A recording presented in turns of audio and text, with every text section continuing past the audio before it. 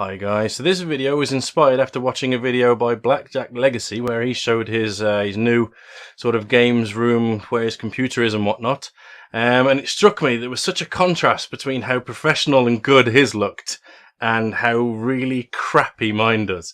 So I wanted to do a video basically to show you guys the room and explain some new things that I've added to make it just that little bit more usable.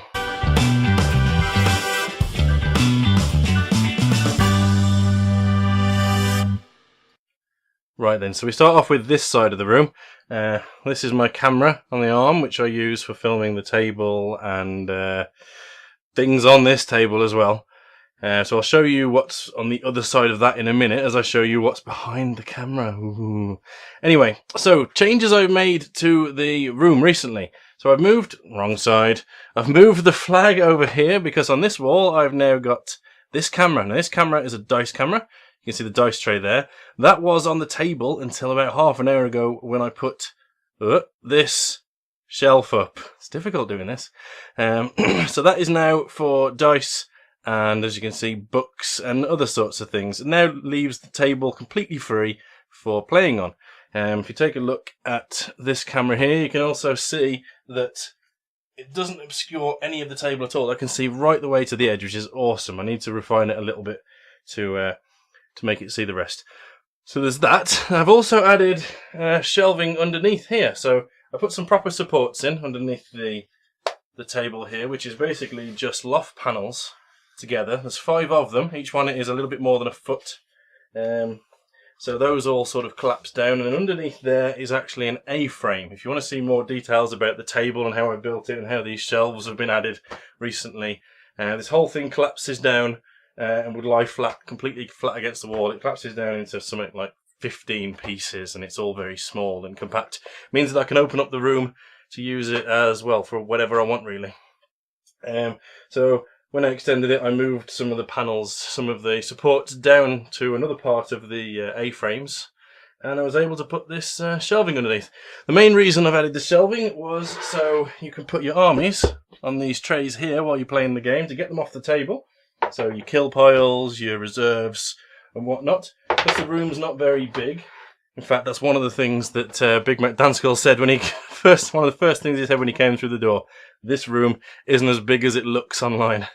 So you've got a 5.5 foot table and then probably a foot to a foot and a half gap at the side of it. So that's basically why I can't be putting storage to the sides or anywhere, basically. So I've had to build this shelf and underneath as well. So those are the changes to the table and that side of the room. Nothing else has changed really. You've got the 2 lots of storage here and the sofa in between. That's it. So let's take a look at the desk. So here we go. Right, bit of a mess. A lot less organised than most people's, and again full of all sorts of stuff that are just janky and completely what we used to call insensitively as children ghetto.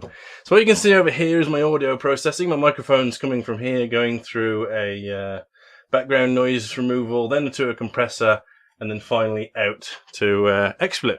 XSplit here. You can see a weird 2 of me, and there's even a really small one up in the distance.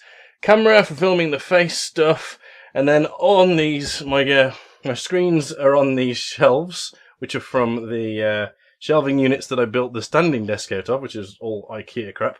And then you've got these insulation foam bits so I can change the height of the screens, because with being a standing desk I need to have it perfectly in line with my eyes.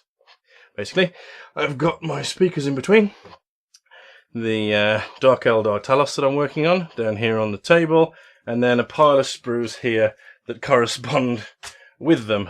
Paints are over in that corner there in a janky box. Sharp knives I keep up here because with the little one running around I don't want him getting anywhere near anything that can hurt him. Glues and stuff are just back there. Yeah, so there's that. Now I wanted to show you the cutting machine as well, which is the silhouette portrait. If I just move my airbrush out of the way, I'll go through that setup in just a moment because that's another thing unto itself. Under here we've got the cutting machine, which is there. You feed material in, this thing jig-jags back and forth and cuts out some pretty amazing stuff. In fact, this here is a stencil that went slightly wrong, and that was done with the machine. I was playing with a new material to see if I could get it to work. That's why it hasn't gone quite right. Some tissue for the airbrush, because everyone needs airbrush tissue. Now this here is a desk clamp, or vice if you will. The reason I've got this is so I can put it out of the way like that, or I can bring it when I'm using it like that, and I can get the perfect angle with this ball joint down here for filling up the cup, as you can see there. Of course this comes off, use it on the desk, slap it back in again. It's actually clamping onto a little adapter here, which is off the top of the cheap compressor that the airbrush came with. So that's that. We've got this here, which is my ghetto version of the pots that you empty your airbrush into, that you see online. It's just a yogurt pot, basically. I think that's everything from the desk. Now, what I want to do is make some people scream on the internet, and that is to show you how I store my paints. Over here, we've got paint storage. Hey, there's 1,000 screams of wargamers all over the world right now, if there were 1,000 people watching. That's how I store my paints. I need to work on an alternative solution for that. So if anyone's got any recommendations, stick them down in the comments. This is a new addition to the desk. This is this lovely, expensive set of drawers. You can see here I've got some supplies for the cutting machine. In fact, you can see here some circles that I've cut with it. In here we've got the larger Skaven models, stuff I'm working on at the moment, and down the back here we've got dice and all sorts. In here we've got the smaller Skaven miniatures, you can see there, and the top drawer again is just full of crap. And we've got more stuff I'm working on here. This is also how I store my brushes. People are going to love this. So yeah, so that is my desk in all of its glory. It's janky, it's a mess, but it gets the job done. Right, that is basically what I wanted to show you. It's really warm in here, so I'm actually starting to get a little bit soggy. But yeah, so if you've got any questions about any of this stuff, any improvements you think I could make for making it more friendly to gamers, because of course I've added the shelves and whatnot, which really make a big difference. It really makes it so you don't have to have anything on the table whatsoever, which is always a bonus in my opinion. Right then, yeah, thank you very much for watching.